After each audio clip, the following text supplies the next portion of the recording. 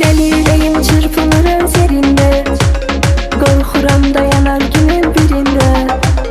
Gözlerimde gece gündüz yol çekir, sensiz boşluğdu bu kalbimde.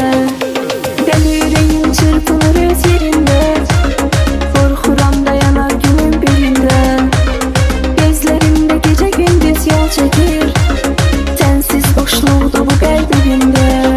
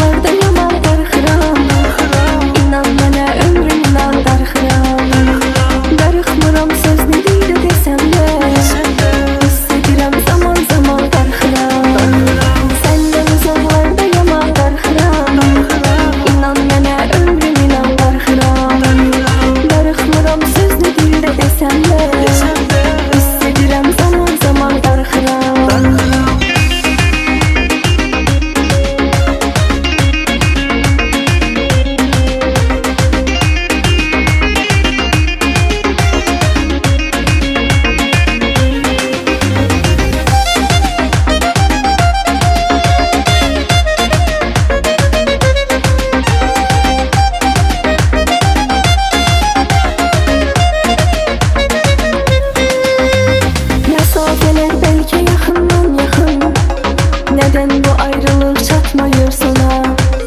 Hasretten canda kalmayıp bakın, deyim bir nefer darıxır deynime. Mesafeler belki yakından yakın, neden bu ayrılık çatmıyor?